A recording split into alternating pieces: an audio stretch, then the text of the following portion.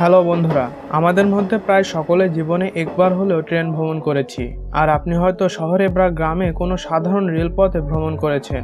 কিন্তু আজ আমি আপনাদের এমন কিছু বিশ্বের সবথেকে বিপজ্জনক রেলপথ সম্পর্কে বলবো, যেগুলোর উপর দিয়ে আপনি স্বপ্নেও ভ্রমণ করতে চাইবেন না। এই রেলপথগুলো এতটাই বিপজ্জনক যে দুর্বল হৃদয়ের মানুষদের এসব ট্রাকে চলতে নিষেধ করা হয়।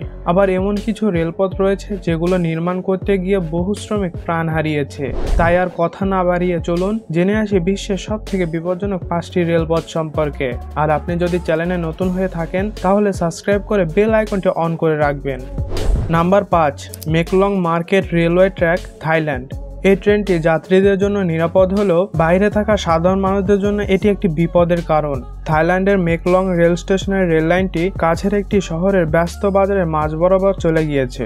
সবচেয়ে অবাক করার বিষয়, এই রেল লাইনের উপরে বসে শহরটির সবচেয়ে বড় কাঁচা বাজার। যখন ট্রেন আসে বিক্রেতারা সঙ্গে সঙ্গে তাদের পণ্য সামগ্রীগুলো গুটিয়ে নেয় এবং ট্রেন চলে গেলে তারা পুনরায় আবার দোকান নিয়ে বসে পড়ে। ট্রেন যখন বাজারের ভেতর দিয়ে চলাচল করে তখন ট্রেন ও দোকানের মাঝে মাত্র 1 ফুট জায়গা ফাঁকা থাকে, ফলে যে কোনো সময় প্রাণহানির মতো ঘটনা ঘটতে পারে।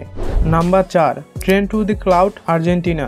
আর্জেন্টিনাতে অবস্থিত এই রেলপথটি বিশ্বের সবচেয়ে বিপজ্জনক রেলপথের একটি।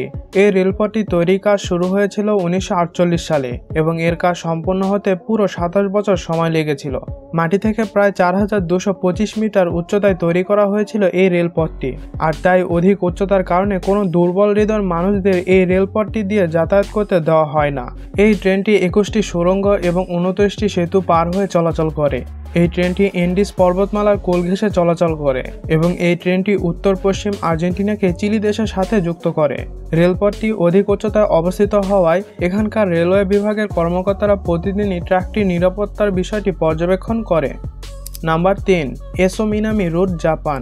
এই রেল লাইনটি জাপানে থাকা বিপজ্জনক রেল লাইনগুলোর একটি, কারণ রেল লাইনটির কিছু কিছু জায়গায় পাতলা লোহার সেতু নির্মাণ করা হয়েছে এবং এই সেতুগুলো খুব সরু হওয়ায় এর উভয় পাশেই উন্মুক্ত রাখা হয়েছে।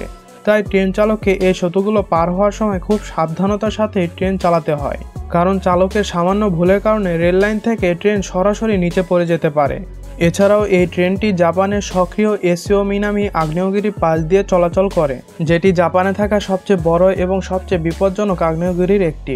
যে কোনো সময় এই আগ্নেয়গিরিটি থেকে অগ্নুৎপাতের সম্ভাবনা রয়েছে।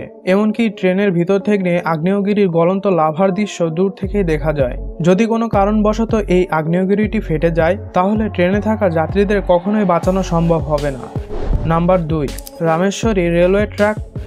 বন্ধুরা, এই রেলপথটিকে ভারতের সবচেয়ে বিপজ্জনক রেলপথ হিসেবে গণ্য করা হয়। দক্ষিণ ভারতে অবস্থিত এই রেলপথটি তামিলনাড়ুর রামেশ্বরমকে পাম্বান দ্বীপের সাথে যুক্ত করে। এই সেতুটির মোট দৈর্ঘ্য প্রায় 2 কিলোমিটার।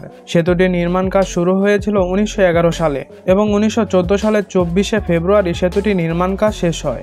পাম্বান দ্বীপের সাথে যুক্ত হয় একে পাম্বান সেতু বা পাম্বান ব্রিজ বলেও ডাকা হয়। ট্রেনটি যখন সেতুর উপরে চলাচল করে তখন এর বাহিরে তাকালে চারিদিকে পানি ছাড়া আর কিছুই দেখা যায় না। এছাড়া ঝড় আর তীব্র বাতাসে এই ট্রেন যাত্রাটি হয়ে ওঠে রোমাঞ্চক ও বিপজ্জনক। Number 1, death railway track, Thailand. এই রেল লাইনটি থাইল্যান্ডের শহর ব্যাংকককে বার্মার শহর রেঙ্গুনের সাথে সংযুক্ত করে। এই রেলপথটির মোট দৈর্ঘ্য প্রায় 415 কিলোমিটার। এই রেল লাইনটি এতটাই বিপজ্জনক যে 1957 সালে এটিকে বন্ধ করে দেওয়া হয়েছিল। আর এটির কারণ জানলে যে কোনো মানুষের হৃদয় কেঁপে উঠবে। এই রেল লাইনটি নির্মাণ করতে গিয়ে প্রায় 90,000 মানুষ খায়ে ইয়ায় নদীতে পড়ে মারা গিয়েছিল, যাদের অধিকাংশই ছিল বন্দী বা শ্রমিক। ঠিক সেই থেকে রেলওয়ে ট্র্যাকটিকে ডেথ রেলওয়ে ট্র্যাক নামে ডাকা হয়। 1947 সালে এই রেল লাইনটি বন্ধ করে দেওয়া হলেও দীর্ঘ 10 বছর অর্থাৎ 1957 সালে পুনরায় খুলে দেওয়া হয় এই রেল লাইনটিকে। রেল লাইনটির একপাশে পাহাড়, একপাশে নদী, শিরশির করা বাতাস ও মৃত্যুর ভয় মানুষকে যেন অন্য জগতে নিয়ে যায়। তো বন্ধুরা, পৃথিবীর সবচেয়ে বিপজ্জনক এই রেল লাইনগুলোর মধ্যে আপনি কোনটিতে ভ্রমণ করতে চাইবেন তা অবশ্যই কমেন্ট করে জানাবেন। আর ভিডিওটি যদি ভালো লেগে থাকে তাহলে লাইক, কমেন্ট ও বন্ধুদের সাথে শেয়ার করে দিবেন। দেখা হবে নতুন কোনো পর্ব নিয়ে, ততক্ষণ পর্যন্ত ভালো থাকুন।